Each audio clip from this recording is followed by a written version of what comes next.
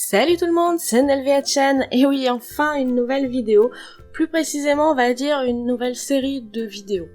Alors, pour le dernier live raté que j'ai fait pendant le confinement, qui est raté parce qu'il n'a pas pu se faire réellement, les quelques minutes où j'ai pu discuter avec les personnes qui me suivaient, eh bien, je vous avais dit que j'étais sur un gros projet actuellement, donc c'est ce projet-là que je vais vous montrer.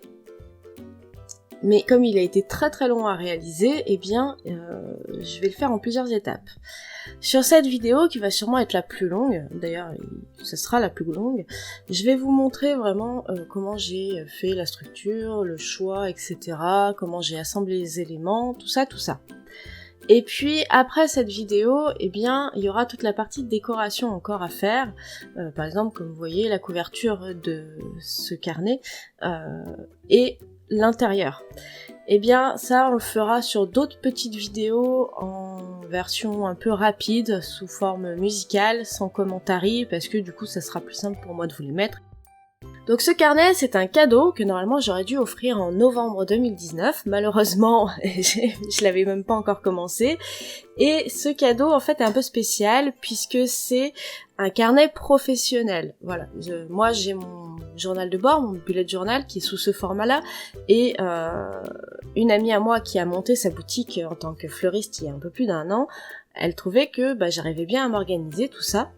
Donc j'ai décidé de lui faire quelque chose pour l'aider à s'organiser elle en fait, et qu'elle puisse répertorier toutes les ventes de ses journées, sachant que comme elle a pignon sur rue, du coup sa boutique c'est pas figé, je travaille du lundi au samedi, non c'est pas ça.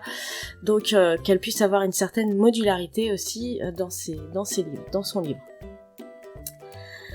Du coup, j'ai fait ce projet pour qu'elle puisse à la fois noter ses ventes de la journée, programmer ses livraisons, préparer ses commandes, inscrire ses devis, etc. Et du coup, j'ai dû tout adapter. Donc, vous verrez ça au fur et à mesure, je vous en parlerai un petit peu plus après. Voilà la collection des ateliers de Karine, Esprit Bohème. Donc, j'ai acheté cette collection-là sur le salon à Olioul, dans la boutique Dans mes pochettes. Dans ma tête, ça allait suffire. Non, ça n'a pas suffi. Du coup, vous verrez, j'ai rajouté des papiers Crazy Etelcraft. On les verra juste après, de la collection Automne Flamboyant, puisqu'en fait, c'est une collection qui finalement se marie assez bien avec Esprit Bohème des ateliers de Karine. Alors, sur toutes ces pages, j'ai mis des petites annotations, comme ici, et c'est tout simplement ce que j'ai pris le temps de trier chaque page pour me dire, tiens, celle-ci, elle ira pour faire ça, etc., etc. Donc, pour la couverture, j'ai choisi l'impression bois, et pour les intercalaires, donc toutes les autres, sauf la page avec les cartes Project Life. Et voici donc les 2 feuilles de la collection Automne Flamboyant Crazy Etelcraft que j'ai décidé de rajouter. Il y en aura une 3e, mais on la verra plus tard. Voilà le contenu du carnet. Donc là, c'est imprimé sur du A4. Je n'ai plus qu'à les couper au milieu pour obtenir un format A5. Donc voilà, elle notera le jour qu'elle veut. Elle pourra entourer quel jour c'est dans la semaine, lundi, mardi, mercredi, jeudi, vendredi, samedi. Comme elle a 2 styles de TVA, je lui ai fait une colonne pour les 2 types de TVA, avec un petit résumé, bon de commande, livraison à faire pour ce jour-là, ou à prendre, je sais pas exactement comment elle s'organise, mais en tout cas, voilà. D'ailleurs, j'en ai rajouté après des feuilles spéciales commande livraison qu'elle utilise énormément, mais que j'ai mis sur des pleines pages. Mais celles-là, on les verra pas dans cette vidéo. Donc, quand j'ai coupé mes feuilles A4 en 2, donc en format A5, il ne me reste plus qu'à les perforer pour pouvoir les mettre dans le carnet, qui va être un carnet avec une fermeture, enfin avec une reliure en anneau style Happy Planner, enfin en anneau de Happy Planner. Je trouve ça très très pratique parce que ça donne énormément de modularité et je pense que c'est quelque chose qui est nécessaire dans le travail. Donc je vous montre pas la découpe, enfin la perforation de toutes les feuilles, je ferai le reste hors caméra. J'en ai fait une partie avec vous ici. Et pour commencer à structurer un petit peu tout ça, eh bien je vais mettre déjà les anneaux sur cette partie-là de papier que j'ai déjà perforé. Donc les anneaux, ce sont des anneaux Happy Planner, j'en ai choisi des dorés parce que pour moi c'est ce qui allait le mieux se marier avec la collection Les Ateliers de Karine et Crazy. Et voilà, donc je commence par mettre, alors prenez pas un trop gros paquet de feuilles directement, hein, allez-y petit à petit, étape par étape. Plusieurs fois j'ai voulu aller plus vite que la musique et ça n'a pas toujours été, ça n'a même jamais été efficace. Hein, donc mieux vaut y aller par petits paquets pour mettre les anneaux. Donc ensuite, on va passer à la découpe des papiers. Alors, vous allez me demander des dimensions, je peux vous en donner approximativement. En fait, il faut pas se prendre la tête sur ce projet-là. La dimension, on fait tout par rapport au format A5. Donc mes papiers 30 par 30, je vais les découper à 21 de haut, comme pour le A5.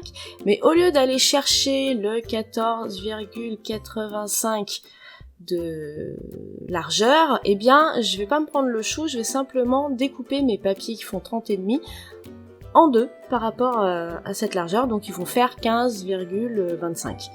Bon, 6 pouces, hein, c'est des papiers 12 pouces, je découpe à 6 pouces, vu que mon massicot me permet d'avoir les deux systèmes de mesure dessus. Pourquoi j'ai fait ça? Premièrement, parce que j'avais pas envie de calculer et qu'il n'y avait pas forcément besoin. Deuxièmement, parce que ça permet de couvrir un petit peu plus au niveau de la largeur. Et c'est pas un mal parce qu'avec les anneaux, le papier à l'intérieur, les feuilles de papier ont tendance à avoir un léger décalage qui se crée. Donc cette petite marge de moins d'un centimètre, eh bien, en épaisseur par rapport au format A5, eh bien ça va permettre de limiter cet aspect au niveau du décalage. Je sais pas si vous me comprenez bien. Bref, j'ai découpé donc toutes mes feuilles, donc 21 de haut, et ensuite j'ai découpé au milieu des 30,5 cm, et il me reste toutes ces chutes. Alors dans toutes ces chutes là, vous inquiétez pas, on va toutes les utiliser. Dans toutes ces chutes là, je vais venir récupérer celle-ci qui est un papier relativement uni, même si c'est un dégradé, hein, c'est pas tout à fait uni, puis il y a des taches, tout simplement pour venir y découper des onglets pour les intercalaires. Voilà, pour que les mots que je vais venir tamponner dessus soient bien lisibles, il me fallait un support qui soit relativement homogène. Sinon, on a du mal à les lire. Donc j'ai choisi cette chute-là, je me suis préparé un fichier pour la silhouette et j'ai tout envoyé à la découpe. Je me suis rendu compte qu'il me fallait un papier supplémentaire, donc j'en ai pris un de plus dans la collection Automne Flamboyant, c'est celui-ci. Alors j'en ai besoin d'un de plus pour contrecoller les couvertures, et en plus la chute qui me reste va venir remplacer la chute que j'ai utilisée pour les onglets. Comme je vous l'ai dit, pour les couvertures on va contrecoller. Par contre j'ai besoin de rigidifier ma couverture, alors pas les deux, pas besoin, hein. J'ai décidé de rigidifier que celle du dos. Parce que sinon vraiment le carnet se plie quoi, enfin vous l'attrapez, il est tout mou, il gondole, il fait tout ce que vous voulez, donc j'avais besoin de le rigidifier un peu. Après c'est personnel, moi j'aime pas quand c'est tout mou et que ça se tord dans tous les sens, mais si ça vous dérange pas, vous pouvez ne pas rajouter cette couche de carton. Sachant que cette couche de carton en fait elle va pas.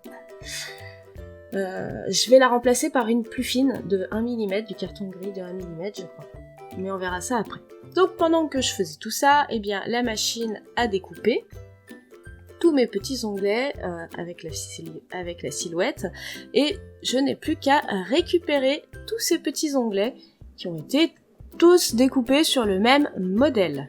Donc il y a la pâte de collage, la partie qui reste collée sur la feuille et la partie qui est externe à la feuille.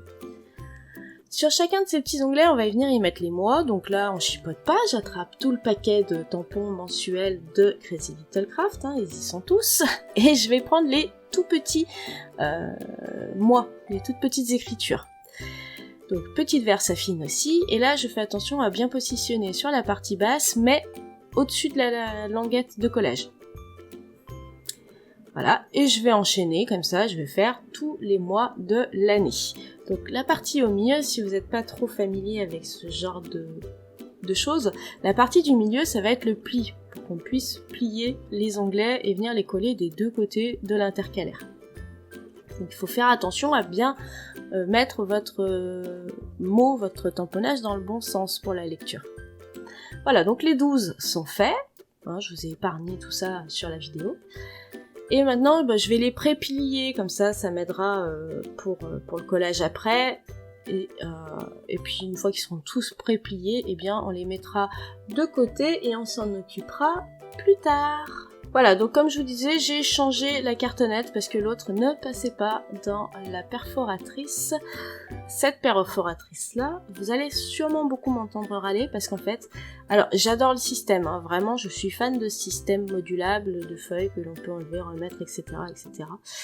Mais elle a un défaut, je dirais même plus que ça, elle a un handicap, cette perforatrice. Et qui je trouve extrêmement gênant, c'est qu'en fait, l'épaisseur est extrêmement limitée. C'est pour ça que j'ai dû perforer mes 3 éléments séparément avant de les coller, parce que les 3 ensemble, eh bien, ne passent pas dans la perforatrice. Pourtant, là, c'est de la cartonnette, genre emballage de céréales, quoi. Donc, pour vous dire que c'était extrêmement fin. L'autre ne passait pas.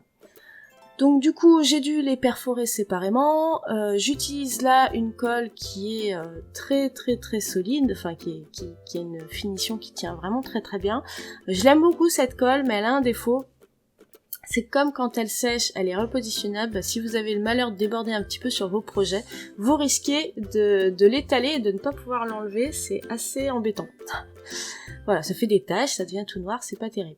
Mais sinon, par contre, elle a une fixation qui est vraiment extrême. Hein. Vous pouvez fixer des trucs super de façon vraiment très très solide avec. Donc c'est pour ça que je l'aime beaucoup quand même. Donc maintenant que j'ai contre-collé mon dos de couverture, voilà, je viens le mettre dans les anneaux. Et du coup, eh bien, mon carnet aura un petit peu plus de tenue dans la main quand on l'attrape. Voilà, il va pas se plier à cause de la souplesse du papier.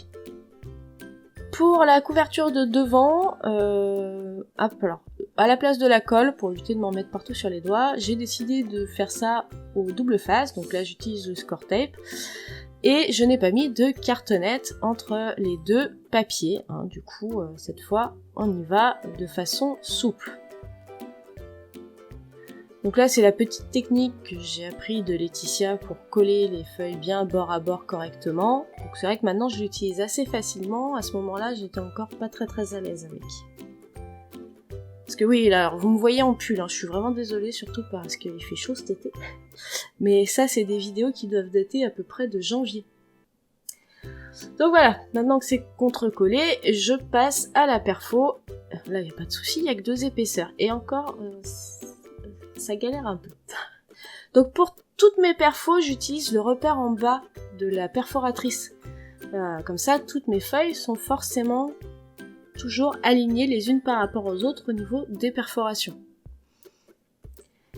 Donc voilà, ça y est, on a un carnet qui est plus ou moins fermé. Là, j'ai pas encore mis toutes les feuilles à l'intérieur, hein. Elles sont pas encore toutes perforées. Voilà. Et ça se tient, je vous le montre, ça se tient.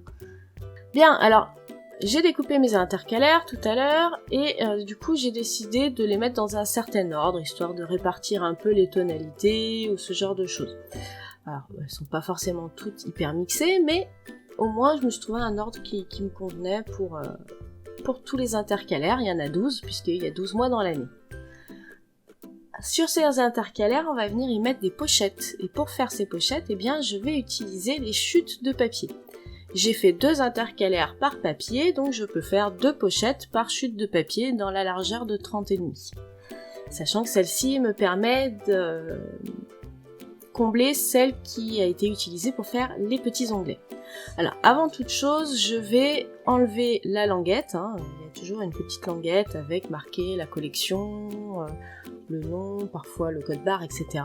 Alors, en fonction des marques, eh bien, la languette, c'est pas toujours la même. D'ailleurs, j'ai été assez surprise parce que je crois que sur les papiers Crazy, donc qui nous restait après avoir enlevé la languette, une hauteur de 9,5, et je crois que sur les papiers de Karine, les ateliers de Karine, il me restait un peu moins. Après, ça se joue à quelques millimètres à peine. Mais voilà, j'ai pas envie d'avoir des chutes de papier qui me restent dans les mains, donc j'utilise l'intégralité de cette hauteur pour réaliser les pochettes en découpant en deux dans la largeur. Ensuite, on va venir y faire une petite encoche dans ces pochettes pour que ce soit plus facile d'attraper les choses. Donc pour la première, je me fais un petit repère à peu près à la moitié. Et avec ma perforatrice, alors je crois que c'est 1,5 inch ou quelque chose comme ça, je l'ai pas sous les yeux là, et puis on le voit pas. Eh bien, j'utilise cette perforatrice et puis à l'œil par rapport à mon petit trait, je vais essayer de faire un demi-cercle pour faciliter les documents, pour faciliter la trappe des documents qui seront à l'intérieur. Alors plutôt que de faire un petit trait sur chaque papier, chaque future pochette pour déterminer le milieu, je prends la première, je mets les deux éléments bien bord à bord et je repère fort à chaque fois. Voilà, ça évite de devoir retracer un repère à chaque fois. Comme je vous disais, là, le papier il est un peu plus court celui-ci. Ou alors il y a peut-être eu un petit pépin, je me rappelle plus. Voilà, donc j'ai fait tous mes trous au milieu pour que ce soit plus joli sur les angles hauts de la pochette, pas sur ceux du bas, parce qu'eux ils seront posés sur les intercalaires, et les intercalaires ils ont des coins qui sont droits. Mais sur la partie haute des pochettes, eh bien, je viens faire des petits arrondis dans les angles. Et non, Élise, ça passe pas. Ça passe pas à l'intérieur du rond de faire des arrondis. Voilà, donc ça y est, c'est tout prêt. Donc maintenant, je vais prendre chacun de mes intercalaires et je vais essayer de lui trouver une pochette qui ira bien avec. Donc parfois j'essaye de faire en sorte que ce soit pas trop chargé, ou si une feuille est très légère, eh bien je vais lui mettre une pochette un peu plus punch pour lui donner un peu plus de vivacité, on va dire. Là ici par exemple le motif est très détaillé, donc je lui cherche une pochette qui est moins détaillée, qui est plus homogène. Enfin voilà, j'essaye de faire un mélange de façon à utiliser les pochettes qui ne seront pas raccord avec le papier sur lequel elles sont posées, mais qui vont lui ajouter une petite touche en plus. Quelque chose qui va réveiller, différencier, habiller, enfin voilà, c'est vraiment, après c'est au goût de chacun et de chacune. Maintenant que c'est fait, alors je les ai toutes bien rangées dans l'ordre, et bien on va les coller. Alors, je n'ai pas fait de languette d'une parce que j'avais pas la place, forcément, vu que j'ai coupé les 30,5 en deux. Et puis, deuxièmement, ça m'arrangeait bien parce que je voulais pas qu'il y ait de rabat qui crée une épaisseur. Étant donné que c'est quand même un carnet qui doit durer toute l'année, il va y avoir énormément de papier à l'intérieur, il faut limiter les épaisseurs au maximum. Donc pour coller mes pochettes, j'ai choisi d'utiliser du score tape et j'ai pris du très fin, celui-là il fait 3 mm de large, comme ça laisse un maximum de place à l'intérieur de la pochette pour y glisser les documents qu'on a besoin.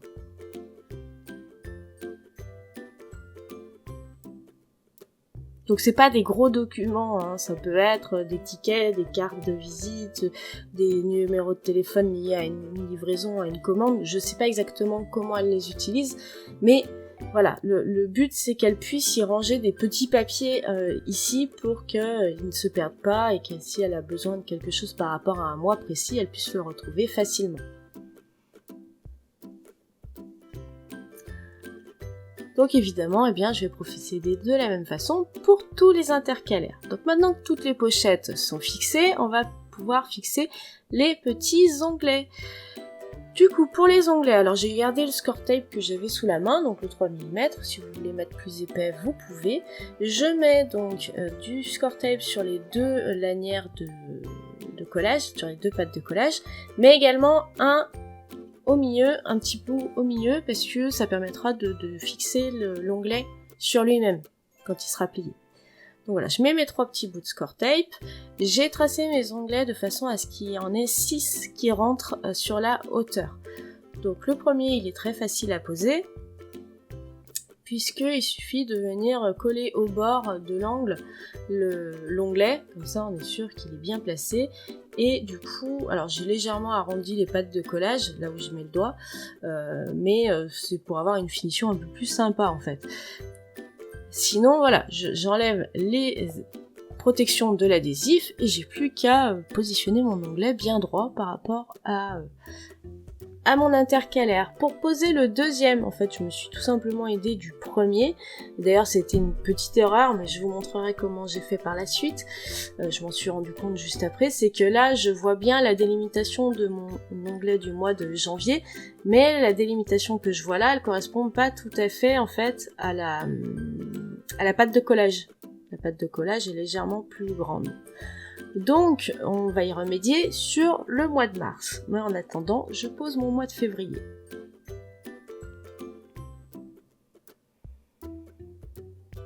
Donc, il faut toujours bien veiller à ce que vos intercalaires soient dans le bon sens. Attention, sinon vous pourriez vous retrouver avec la pochette à l'envers. Voilà. Donc là, je me suis rendu compte qu'effectivement, ça allait pas bien. Donc pour le mois de mars, on va procéder différemment. Donc au début, j'ai commencé à faire pareil.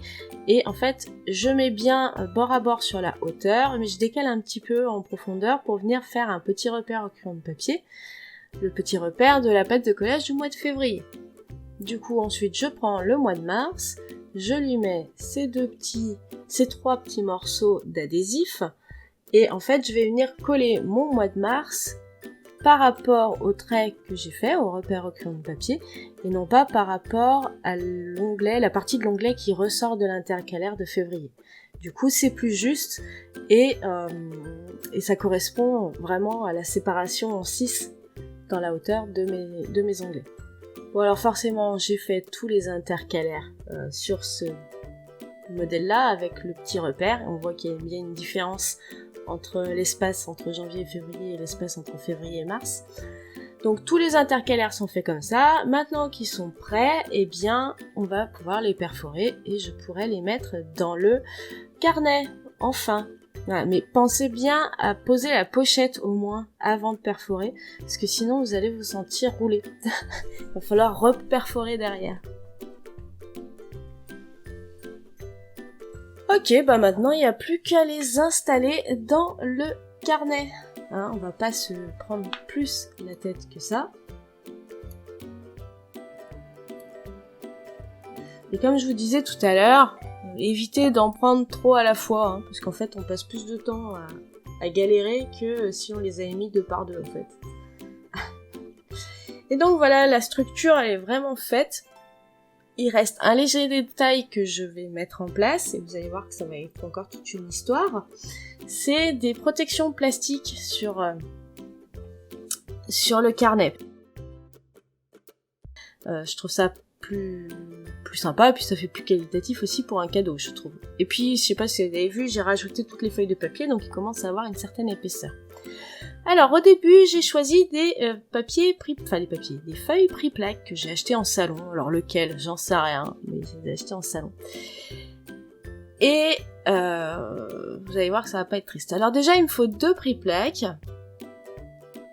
pour la simple et bonne raison que les prix-plaques ne font pas 30,5, ils font 30 voire parfois même légèrement moins. Donc je peux pas en découper 2 dans la largeur. En plus, pour protéger les onglets des intercalaires, j'avais besoin d'un petit centimètre supplémentaire sur la largeur. Donc je décide de les découper à 16,5 je crois, quelque chose comme ça. Donc je me fais une petite marque sur un premier prix-plaque et je vais aller le découper. J'en ai découpé 2, comme je vous disais, dans 2 feuilles différentes, et du coup maintenant il me reste pas grand chose à faire, juste perforer mes prix-plaques. Et donc là aussi ça va pas être triste. D'abord je vous montre voilà pourquoi je les ai fait légèrement plus larges, c'est pour que ça protège également les petits intercalaires. Vu la petite marge, je pense que j'ai dû les découper à 16,5 de large. Donc là ça va pas être triste puisque je les mets dans la perforatrice, et là ça galère. Alors, je l'ai fait sur mon journal de bord, mon bullet journal. J'avais un peu galéré, mais c'était passé. Après, c'était pas les mêmes prix-plaques. C'était des prix-plaques vraiment transparents avec une légère gravure en rayure, en fait. Et là, bah, je vous montre, hein, je galère, mais quelque chose de rare. Hein. J'ai même coincé ma perforatrice, en fait, pour tout vous dire. Et puis j'y ai passé un temps, je sais même plus combien de temps j'y ai passé. Alors la première feuille prix-plaque, j'ai un peu galéré, mais j'ai fini par la faire ressortir. Du coup, je vais l'utiliser pour le devant du carnet. Par contre, la deuxième, et puis même une troisième derrière, parce que je me suis dit, tiens, ça devait être un défaut de la feuille de prix-plaque, hein, elle était peut-être trop épaisse. Je crois que j'ai dû gaspiller 2 feuilles supplémentaires de prix-plaque, puisque impossible après de les perforer. Ça voulait pas, ça marche pas, c'est vraie catastrophe. Donc j'en ai gâché 2, parce que bon, le seul moyen que j'ai eu de sortir ces 2-là de la perforatrice, c'était d'arracher la feuille de pré-plaque en fait, donc de péter toutes les perforations qui avaient été plus ou moins bien faites. Donc voilà pourquoi je vous dis que la perforatrice, j'adore le système, mais la perforatrice que j'utilise, qui est l'officielle en plus, hein, c'est même pas une contrefaçon, c'est même pas une perforatrice au rabais quoi. Pour moi, elle a un sérieux handicap, c'est qu'on peut très peu perforer avec en épaisseur. D'ailleurs, ils vous le disent, 3 feuilles maximum. Mais vraiment, c'est le bout du bout, hein, quoi. C'est le maximum de chez Maximum et c'est du papier 100 grammes, quoi. 3 feuilles. Enfin bon, bref. On passe à la suite. Du coup, j'ai pu en perforer qu'une sur les 2. Donc, ce que j'ai fait, c'est que pour le dos de couverture, j'ai tout simplement utilisé un transparent de dossier. Voilà, je suis arrivée à cette extrémité-là. Le transparent de dossier, c'est extrêmement fin, mais ça, c'est transparent et ça reste plastifié, donc ça protège un minimum. Donc vraiment, voilà, je vous déconseille très fortement d'essayer de découper du prix-plaque avec une perforatrice pour Happy Planner. Parce que vous risquez vraiment de casser votre perforatrice et c'est pas quelque chose qui nous fait forcément très envie. Voilà pour la confection, la structure de ce carnet professionnel. Oui, petit détail sur la fin quand même, pour éviter de se prendre les coins de cette double couverture transparente, eh bien j'ai arrondi les angles. Voilà. Donc cette structure elle est terminée, j'espère que j'arriverai à en faire quelque chose de pas trop long. J'espère aussi que le projet vous a plu, et comme je vous l'ai dit en début de vidéo, pour la suite, eh bien ce seront des vidéos beaucoup plus courtes, mais ce sera que de la déco. Voilà, on fera la couverture, l'intérieur de couverture, et les intercalaires ensemble. J'ai donné ce carnet à mon ami en mai, il n'était pas fini, il me reste encore 4 intercalaires à faire là en août, puisque le dernier intercalaire que je lui ai fait, il allait jusqu'au mois d'août. Donc j'espère que c'est quelque chose qui vous plaît, n'hésitez pas à me dire aussi ce que vous pensez de l'association des 2 collections de papier. Alors moi j'avoue que j'aime bien, mais après peut-être que vous trouverez que ça ne va pas ensemble, faut pas hésiter à me le dire. Et puis, eh bien, je vous retrouve sur les prochaines vidéos. Je vous fais d'énormes bisous, bonnes vacances et bel été. Bye!